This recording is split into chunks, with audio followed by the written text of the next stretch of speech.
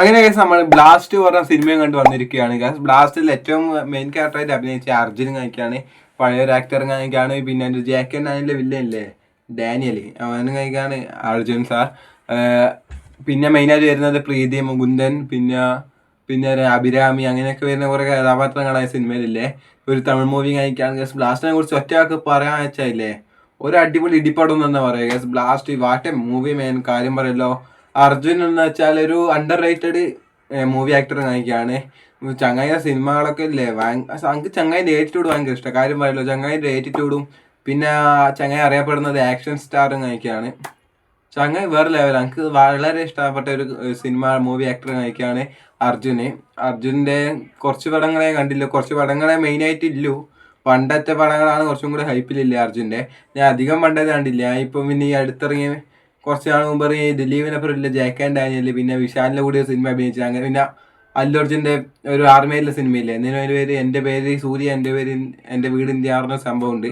അങ്ങനത്തെ ഒക്കെ സിനിമകളാണ് കണ്ടത്. പിന്നെ ലിയോല്, അങ്ങനെ വളരെ കുറച്ച് സിനിമകളെ ഞാൻ അർജുനെ കണ്ടില്ല. കാരണം വെച്ചാൽ താരം വെച്ച് അങ്ങനെ എന്താ പറയുക, അയാളൊരു അണ്ടർ റേറ്റഡ് മൂവി ആക്ടർ കാണിക്കുകയാണ്. സത്യം പറഞ്ഞാൽ കേരളത്തിൽ ഇപ്പം വരുന്ന ന്യൂ ജനറേഷൻ പലർക്കും അയാൾ അറിയില്ല, കാര്യം പറയാലോ. പക്ഷെ ചങ്ങായിൻ്റെ സിനിമകളൊക്കെ ഇല്ല, കിടിലം പടകളേക്കും. ഞാൻ പഴയ സിനിമ അധികം കാണില്ല. പിന്നെ ഈ ലിയോലൊക്കെ ഇല്ല ചെറിയ ചെറിയ വേഷങ്ങളാണ് കാണല്. ആ ചെറിയ ചെറിയ വേഷങ്ങൾ മതി ചങ്ങായിൻ്റെ ലെവൽ നമുക്ക് തിരിയാൻ. ചങ്ങായി തകർത്ത് അഭിനയിച്ച സിനിമ കാണിക്കാണ് ബ്ലാസ്റ്റിനെ കുറിച്ച് പറയാനില്ല, ഒന്നുമില്ല. ഫുള്ള് ഇടി എന്നെല്ലാം വെച്ചാൽ ഇടി, അങ്ങനത്തെ ഇടിയാണ്. പിന്നെ പറയാനുള്ള പ്രീതി മുകുന്ദനെ കുറിച്ചാണ്. സർവമായയിലൂടെ കേരളത്തിൽ പരിചിതമായ ഒരു സ്ത്രീ കഥാപാത്രമാണ് പ്രീതി മുകുന്ദൻ. അടിച്ച് പൊളിച്ച് അഭിനയിച്ചു. കാര്യം പറയല്ലോ, പ്രീതി മുകുന്ദൻ്റെ ഫൈറ്റ് സീൻസ് ഒക്കെ ഇല്ലേ, കിട്ടില്ല സംഭവം. കുറച്ചുകൂടി ഞങ്ങൾക്ക് തോന്നി വെച്ചില്ല അർജുനെക്കാട്ടും പിന്നെ അയാളുടെ മറ്റ് മൂവി ആക്ടേഴ്സിനെക്കാട്ടും കുറച്ചുകൂടി ഹൈപ്പ് പ്രീതി മുകുന്ദൻ കഴിക്കുകയാണ്. ആ മെയിൻ റോള് പോലെയാണ് പ്രീതി മുകുന്ദൻ അഭിനയിക്കുന്നത്. ഒരു എന്താ പറയുക അടി തീപ്പൊരു സിനിമ, അത്രേ പറയാനില്ല സിനിമയെ കുറിച്ച്. കുടുംബം മുഴുവൻ ഒരു കുടുംബം, ഇപ്പം നമ്മൾ ദൃശ്യ മോഡലില്ലേ, ഒരു കുടുംബത്തിലേക്ക് ഒരു പ്രശ്നം വരുമ്പോൾ അതിനെങ്ങനെ തരണം ചെയ്യാൻ, കുടുംബത്തിന് വേണ്ടി എന്ത് ചെയ്യുന്ന ഒരു ഫാമിലി, അങ്ങനത്തെ ഒരു സംഭവമാണ് ഈ ടോപ്പിക് സിനിമേൻ്റെ. വിഷുവെന്നൊക്കെ വെച്ചാൽ അതിൻ്റെ ഓരോ സീനിൻ്റെ ബാക്ക്ഗ്രൗണ്ട് വരുന്ന BGM, എൻ്റെ മോനെ അതിനാണ് ഏറ്റവും വലിയ ഷൗട്ടൗട്ട് കൊടുക്കേണ്ടത്. BGM ആ സിനിമ കൊണ്ടുപോയി ഗൈസ്. കാര്യം പറയല്ലോ, ഓരോ BGM ഉണ്ട്, നമുക്ക് രോമാഞ്ചിഫിക്കേഷൻ വരും. ഒന്നാളെ ഫുള്ള് ഏസായി തണുത്ത് മരവിച്ച് കിടക്കുമ്പോൾ ഈ ഒരു BGM ആ ഹൈപ്പെല്ലാം പറഞ്ഞാൽ തിരിവില്ല. മച്ചാന്മാരെ പോയി കാണണം, പടം തിയേറ്ററിൽ തന്നെ എക്സ്പീരിയൻസ് ചെയ്യണം. എൻ്റെ മോനെ BGM എന്നല്ലേ കൈയടിച്ചു കൊടുക്കണ്ടേ. ആ BGM പിന്നെ അർജുൻ്റെ പ്രസൻസും അതൊക്കെ വിഷയമാണ്. ഓരോ കഥാപാത്രത്തിൻ്റെ ഇൻട്രോഡക്ഷൻ, ഓരോ കഥാപാത്രം ഒരു സാധാ കഥാപാത്രമായ സിനിമയില്ല, എല്ലാത്തിനും ഒരു മെയിൻ റോളുണ്ട്.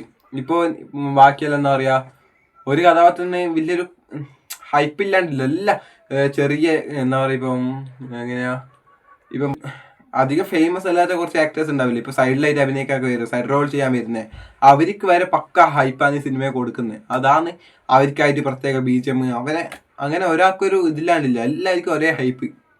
കുറച്ചും കൂടി ഹൈപ്പ് പിന്നെ മൂവി ആക്ടേഴ്സിന് കുറച്ചും കൂടി ഹൈപ്പ് എന്ന് വെച്ചാൽ വില്ലൻ ഒരേ ഹൈപ്പ്, വില്ലൻ്റെ സഹായികൾക്ക് ഹൈപ്പ്, വില്ലൻ്റെ ഒപ്പം നടക്കുന്ന പിള്ളേർക്ക് ഹൈപ്പ്.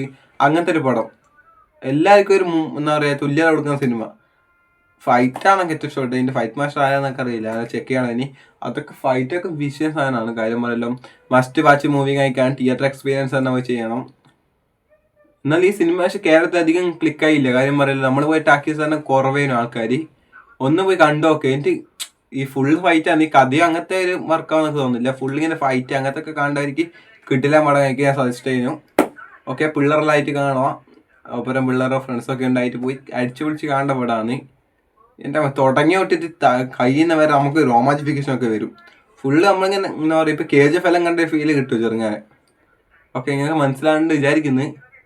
പടത്തിനെ കുറിച്ചൊന്നും പറയാനില്ല. നമുക്കൊരു 10 എത്ര റേറ്റിംഗ് കൊടുക്കുക വെച്ചാൽ ഞാൻ 9.2 കൊടുക്കാം. ഓക്കെ, അധികം കൊടുക്കരുത്, അധികം ഒരു പടത്തിന് നമ്മൾ കൊടുക്കാറില്ലല്ലോ.